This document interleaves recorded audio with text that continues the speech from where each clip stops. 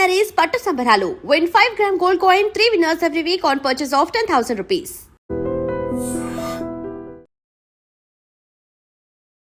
నమస్తే, welcome to I dream. నా పేరు వలి. ప్రస్తుతం లైవ్ కాల్ లో జాయిన్ అయ్యారు రిటైర్డ్ ఆర్మీ ఆఫీసర్ వివి రావు గారు. సార్ తో మాట్లాడదాం. సార్ నమస్కారం. నమస్కారం సార్, రష్యా అధ్యక్షుడు పుతిన్ తాజాగా ఒక హెచ్చరిక పాస్ చేశాడు. ఏ క్షణమైనా సరే ఇరాన్ అణుబాంబు వేసే అవకాశం ఉంది ఇజ్రాయెల్ మీద అని ఆయన చెప్పినటువంటి సారాంశం. నిజంగా అలా జరిగే సిచ్యువేషన్ ఉందా? అలా జరిగేది ఉంటే పరిణామాలు ఎట్లా ఉంటాయి? ఈ రోజుని ఇరాన్ కి కొన్ని ఎస్టిమేట్ల ప్రకారం దాదాపు 10,000 కేజీలు uranium various stages of enrichment లో ఉంది. 3% దగ్గర నుంచి 60 to 70%. జనరల్ గా వెపన్ గ్రేడ్ యురేనియం అంటే యాటమ్ బాంబు తయారు చేయడానికి జనరల్ గా 90% వాడతారు. ఈ 90% వాడడానికి ఇంకా సెంట్రిఫ్యూజెస్ ఇవన్నీ తయారు చేసుకుని అన్ని తయారుగా ఉన్న తరుణంలో లాస్ట్ జూన్లో అటాక్ చేసి మంచి పవర్ఫుల్ బాంబ్స్ వాడి వీటిని అన్నింటినీ డ్యామేజ్ చేయడం జరిగింది. దీనివల్ల కొంత డిలే జరిగింది, కానీ దాదాపు 460 to 500 కేజీస్ 70% పైన ఎన్రిచ్మెంట్ అయిన యురేనియం ఉన్నట్టు మనం అనుకోవచ్చు. అయితే ఈ యురేనియం బాంబు తయారు చేయడానికి వాడలేకపోవచ్చు, ఎందుకంటే ప్రస్తుతానికి వాళ్ళకి ఫెసిలిటీస్ చాలా వీక్గా ఉన్నాయి. అలాగే టెస్టింగ్ కూడా ఫెసిలిటీస్ లేవు. కానీ దీన్ని డట్టి బాంబు కింద అంటే వేరే మిసైల్లో మామూలు ఎక్స్ప్లోజివ్స్ తోటి కలిపే వీటిని ప్రయోగించే అవకాశం ఉంది.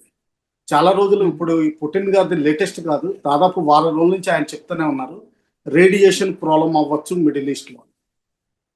అది జనరల్గా జరిగితే ఇప్పుడు మనం ఇజ్రాయెల్ మెయిన్ టార్గెట్ అవుతుంది ఆబ్వియస్లీ, ఎందుకంటే USA out of reach for Iran. అందువల్ల ఇజ్రాయెల్లో చూస్తే నార్త్లో లెబనాన్ ఉంది, వెస్ట్లో గాజా స్ట్రిప్ ఉంది, ఈస్ట్లో వెస్ట్ బ్యాంక్ ఉంది, జోర్డన్ ఉంది, లెబనాన్ పైన కొంతవరకు సిరియా ఉంది. వీటన్నిటిని చూసుకుంటే సౌత్ ఇజ్రాయెల్లో ఈ ముస్లిమ్స్కి, క్రిస్టియన్స్కి, జూస్కి ఇంపార్టెంట్ అయిన జెరూసలేంని టచ్ చేయకుండా సినాయ్ పెనిన్సులా సైడ్ని ఈజిప్షియన్ బోర్డర్లో తప్పనిసరిగా ప్రయోగించే అవకాశాలు చాలా ఉన్నాయి. వాళ్ళ దగ్గర కొన్ని మిసైల్స్.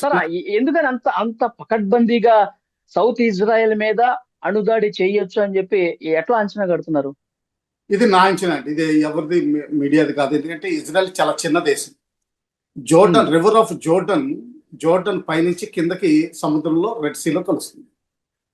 ఒకవేళ రివర్ ఎఫెక్ట్ అయితే అది మొత్తం సముద్రాన్ని కూడా రేడియేషన్ ఎఫెక్ట్ చేస్తుంది. సో అందువల్ల రివర్ సైడ్ వాడే అవకాశాలు చాలా తక్కువ. సెకండ్ థింగ్, ఈ ఎంత ఏదైనా కానీ షియా సున్నీస్ కొట్టుకున్నా, ఆఖరికి వేరే రిలీజన్స్ ఎన్ని కొట్టుకున్నా కానీ అల్టిమేట్లీ ఈ వెస్టర్న్ ఆర్థోడాక్స్ రిలీజన్స్ ఏవైతే అంటారో జెరూసలేం కానీ బెత్లెహేం కానీ బతుకలు తీసుకుంటే జూస్, క్రిస్టియన్స్, ముస్లిమ్స్ వీళ్ళందరూ ఒక బ్రదర్స్ కింద లెక్క. బ్రదర్స్ని డ్యామేజ్ చేయరు. మీకు హిరోషిమాలో, నాగసాకిలో బాంబు వాడినప్పుడు కూడా అమెరికా అది జర్మనీ మీద వాడచ్చు, జర్మనీలో వాడలేదు. ఏషియన్ కంట్రీ జపాన్లో వాడింది. అలాగే ఎయిర్ క్రాఫ్ట్ కూలిపోయినప్పుడు MH370 ఇస్లామిక్ దేశం, ఏషియన్ దేశం అది కూలిపోయింది తప్పితే కానీ మిగతా దేశాల్లో అయ్యే టైప్ ఆఫ్ ఎయిర్ క్రాఫ్ట్ నడుస్తున్నా కానీ ఏమీ అవ్వలేదు. సో ఇవన్నీ చూసుకుంటూ ఏంటంటే ఓవరాల్ అనాలిసిస్లో ఒకప్పుడు సినాయ్ పెనుసులా అన్నది డెజర్ట్ అన్నది అది డెజర్ట్ ఏరియా.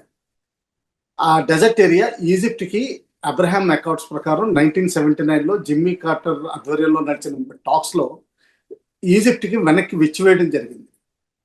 అది చాలా లెస్ ఇన్హాబిటెడ్, కొంతవరకు రేడియేషన్ తట్టుకోగలదు. సో అది నా అసెస్మెంట్ మామూలుగా.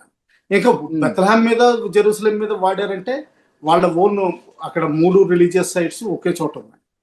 సో అవి కూడా డ్యామేజ్ అయ్యే అవకాశాలు 100%.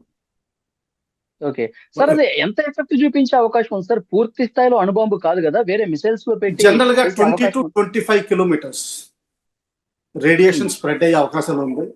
చెర్నోబిల్ దీనికి ఒక లైవ్ ఎగ్జాంపుల్. రష్యాలో జరిగిన న్యూక్లియర్ రియాక్టర్ ఏదైతే ఉందో చెర్నోబిల్లో, అది లీక్ అయినప్పుడు చెర్నోబిల్ ఏరియా ఇప్పుడు కూడా ఆక్యుపేషన్లో లేదు. అక్కడ ఉన్న local animals, pigs, wild dogs జీన్స్ని మార్చుకుని కొత్త వాటికి ఆ రేడియేషన్ తట్టుకుని ఇప్పుడు మళ్ళా రిసర్జెన్స్ అవ్వడం మొదలుపెట్టినాయి. హ్యూమన్ బీయింగ్స్ మాత్రం అక్కడికి వెళ్ళట్లేదు. ఈ ఏరియాకి 20 to 25 స్క్వేర్ కిలోమీటర్స్ లెక్క వేసి. అయితే ఇందులో మీకు బ్లాస్ట్ రాదు, అంటే పెద్దగా సౌండ్ రాదు, అలాగే కిరణాలు రావు, అలాగే షాక్ వేవ్ ఏదైతే ఉంటుందో అది కూడా తక్కువే వస్తుంది. మామూలు బాంబు లాగే షాక్ వేవ్ వస్తుంది, అంతేగాని ఇంకా కానీ రేడియేషన్ మాత్రం విపరీతంగా ఉంటుంది. దాన్ని నిర్వీర్యం చేయొచ్చు, కానీ కొన్ని కెమికల్స్ హెవీగా వాడాల్సి వస్తుంది. తర్వాత మొత్తం ఏరియా తీయాల్సి వస్తుంది. అటువంటి తీసిన సాయిల్ అందరినీ ఎక్కడో డిపాజిట్ చేయాల్సిన అవసరం ఉంటుంది. దాని గురించి ఎక్కడో డీప్ సీలోకి వెళ్ళి అక్కడ డీప్ సీ మైనింగ్ చేసి అక్కడ క్యానిస్టర్లో పెట్టి దాన్ని దహనం చేయాల్సిన అవసరం ఉంది. సో ఆ విధంగా జరిగే అవకాశాలు ఉన్నాయి. ఎందుకంటే ఇరాన్ డెస్పరేషన్ లో ఉంది. వీళ్ళు యుద్ధం ఆపు చేయకపోతే తర్వాత లీడర్స్ ని ఒకళ్ళ తర్వాత ఒకళ్ళు ఎలిమినేట్ చేస్తున్నారు. ఫస్ట్ డే రోజునే టాప్ 28 లీడర్స్ ని ఎలిమినేట్ చేయడం జరిగింది. తర్వాత నిన్న హెవీ బాంబింగ్ చేశారు ఖరాక్ అన్న ఒక ఐలాండ్ మీద. ఖరాక్ అన్న ఐలాండ్ దాదాపు 90% పెట్రోలియం వీళ్ళది ఎక్స్పోర్ట్స్ అక్కడి నుంచి వెళ్తాయి. 3 బర్త్స్ ఉన్నాయి అక్కడ. ఏకంగా వాళ్ళు ఏమని చెప్తారు, ఆర్థికంగా గుండెకాయ ఇరాన్ కి. ఏమని చెప్తారంటే దాదాపు 10 oil tankers, gigantic oil tankers simultaneous గా ఒక్క రోజులో ఫిల్ చేయగలిగే కెపాసిటీ ఉంది. దాన్ని అమెరికా అండం ఆయిల్ ఇన్స్టాలేషన్స్ ఏమీ డ్యామేజ్ చేయలేదు, కానీ మిలిటరీ ఇన్స్టాలేషన్స్ డ్యామేజ్ చేసామన్నారు. తర్వాత ఎక్కడో సౌత్ చైనా సీలో ఉన్న ఒక LCA, దానిలో విమానాలు F-35 విమానాలు ఉన్నాయి, అలాగే టిల్ట్ రోటర్ హెలికాప్టర్లు ఉన్నాయి, సొంత మిగతా హెలికాప్టర్లు ఉన్నాయి, 8 గన్స్ కూడా ఉన్నాయి, medium level small level missiles కూడా లాంచ్ చేసే కెపాసిటీ ఉంది. అలాగే ఒక మన ఇండియన్ పార్లర్స్ లో మాట్లాడాలంటే ఒక బ్రిగేడ్ స్పెషల్ పారా ట్రూప్స్ ని లిఫ్ట్ చేయగలిగే కెపాసిటీ ఉంది. వాళ్ళు మెరీన్స్ అంటారు. ఆల్రెడీ ఆర్డర్స్ మూవ్ అయినాయి, అది చేరుకుంది కూడా. అది చాలా స్లోగా వెళ్తుంది మిగతా షిప్స్ కంటే, ఎందుకంటే కింద ఫ్లాట్ బాటమ్ ఉంటుంది. ఫ్లాట్ బాటమ్ అంటే బీచింగ్ చేయొచ్చు, అంటే మీరు బీచ్ మీద ల్యాండ్ అవ్వచ్చు. దానిలో ఉన్న అది ముందర ఫ్రంట్ పోర్షన్ తీసేస్తే మీకు ట్యాంకులు, వెహికల్స్ ఇవన్నీ బీచ్ మీద ఎంట్రీ అయిపోవచ్చు సముద్రంలోంచి. అటువంటి దాన్ని యాంఫీబియస్ అసాల్ట్ అంటారు. ఆ యాంఫీబియస్ అసాల్ట్ చేసే అవకాశాలు చాలా కనిపిస్తుంది. దాని తర్వాత ఇంకోటి బందర్ అబ్బాస్ అని నెక్స్ట్ పోర్ట్ అవుతుంది. ఆ బందర్ అబ్బాస్ని కూడా ఇలా క్యాప్చర్ చేస్తే అప్పుడు IRGCకి విపరీతమైన కష్టం అవుతుంది.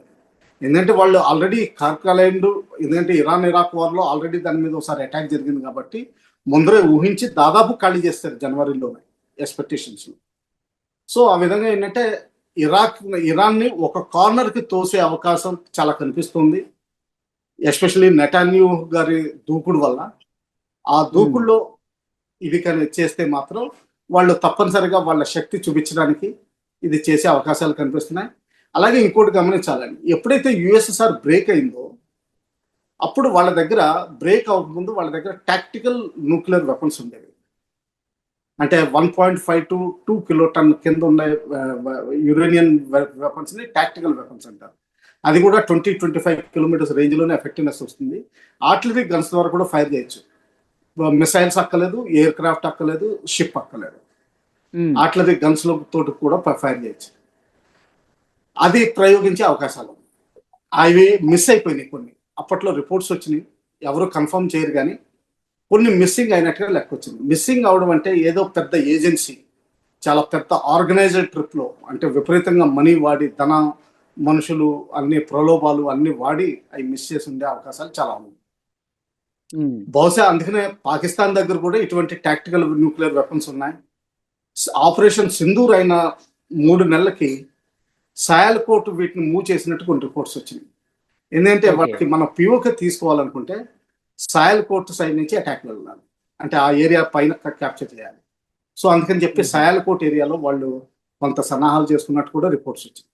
ఇందులో మనకి మెయిన్ ప్రాబ్లం ఏంటంటే ఒకవేళ ఇరాన్ చేస్తే మాత్రం అది పాకిస్తాన్ కట్ కాపీ పేస్ట్ చేయాలని చూస్తుంది మనకి. అది మోస్ట్ డేంజర్. కాకపోతే ఏంటంటే మన సయాల్కోట్ ఎంట్రీ అయ్యేంత వరకు బహుశా చేయకపోవచ్చు, ఎందుకంటే మన రివర్స్ అన్ని వెస్టర్న్ ఫ్లో, అంటే ఏంటంటే వాళ్ళకు కూడా ఎఫెక్ట్ వస్తుంది. లేకపోతే ఇంకా ఫిరోజ్పూర్ సౌత్ లో వాడాలి మనకి ఇది. సార్ ఇప్పుడు ఇరాన్ కొత్త సుప్రీం ఉన్నాడు కదా సార్, ముస్తఫా ఖమేని, అతన్ని కూడా టార్గెట్ చేశారా? అట్లా సూచనలు ఏమైనా కనిపిస్తున్నాయి? ఎందుకంటే 93 కోట్ల రూపాయలు మన భారత కరెన్సీలో ఎవరైనా అతను ఆచూకీ లభిస్తే ఇస్తామని చెప్పి అమెరికా విదేశాంగ ఒక ప్రకటన చేసింది. ఈ బౌంటీ చాలా రోజుల ముందర నుంచి చేశారండి. అందులో షమ్స్ ఖానీ వీళ్ళందరూ కూడా చనిపోవడం కూడా జరిగింది. సో ఇది కొత్తదేం కాదు. కాకపోతే రీప్లేస్మెంట్ లీడర్స్ కూడా ఇదే ఆఫర్ ఇస్తున్నట్టు నిన్న చేసిన ప్రకటన మనం లెక్క పెట్టుకోవచ్చు. నా అంచనా ప్రకారం ఆయన ఇంజూరీ అయి ఉంటారు కొంతవరకు. కొన్ని రిపోర్ట్స్ ప్రకారం అయితే ఫ్రాక్చర్ ఇవన్నీ కూడా జరిగినాయి అన్నారు. అమెరికన్స్ చెప్పడం ప్రకారం, మీడియాలో చెప్పడం ప్రకారం డిస్ఫిగర్ కూడా, అంటే మొత్తం మొహం ఇదంతా కూడా గీసుకుపోయినట్టు అయిపోయిందని చెప్తున్నారు.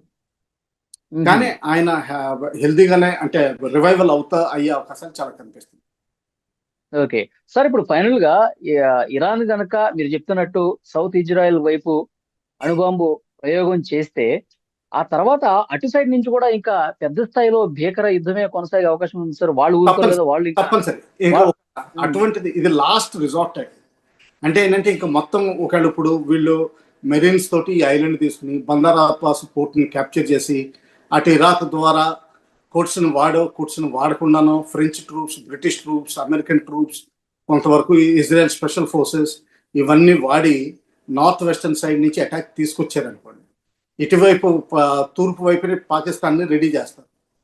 పాకిస్తాన్ యుద్ధంలో పాల్గొనకపోవచ్చు, కానీ వాళ్ళకున్న 2 కీ ట్రాన్సిట్ పాయింట్స్ లో వాళ్ళు ఒక్కొక్క డివిజన్ మోహరించే అవకాశాలు ఉన్నాయి. అందులో డౌట్ ఏమీ లేదు. అందుకనే కొన్ని రోజుల క్రితం పాకిస్తాన్ ఒక వింత స్టేట్మెంట్ ఇచ్చింది.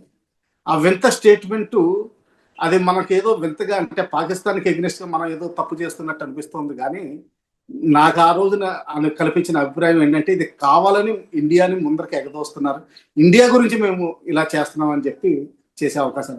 ఏమన్నారంటే రాజస్థాన్లో మనం మీడియం రేంజ్ మిసైల్స్ డిప్లాయ్ చేసాం. మనకి మీడియం రేంజ్ రాజస్థాన్ తీసుకెళ్లి డిప్లాయ్ చేయాల్సిన అవసరం లేదు. ఇండియాలో ఎక్కడున్నా మొత్తం పాకిస్తాన్ మనం మొత్తం కవర్ చేసే అవకాశాలు ఉన్నాయి. 3,500, 4,000, 5,000 వరకు మనకేం ప్రాబ్లం లేదు. హైదరాబాద్ నుంచి కూడా చేయొచ్చు. అక్కడికి మూవ్ చేసి తీయాల్సిన అవసరం లేదు. అంటే ఇది ఏమంటున్నారంటే అక్కడేదో మేజర్ యుద్ధం అవుద్ది, అందుకని చెప్పి ఇండియా ఎక్కడ తయారుగా ఉందన్నట్టుగా ప్రపంచాన్ని కొంచెం ఎగదోస్తుంది. అదొక వింత. ఓకే, చూద్దాం సార్ నెక్స్ట్ పరిణామాలు ఎట్లా ఉంటాయి. Thank you very much sir. And for more videos, Please subscribe to iDream. Please subscribe to iDream. Please subscribe iDream. And please subscribe to iDream. For more videos, subscribe to iDream. please like, share and subscribe to the channel. Congratulations, iDream. Subscribe to iDream. Subscribe to iDream. So subscribe to iDream Media. iDream team అందరికి huge congratulations. Please subscribe iDream Media. Please subscribe to iDream. Subscribe iDream. Please subscribe to iDream.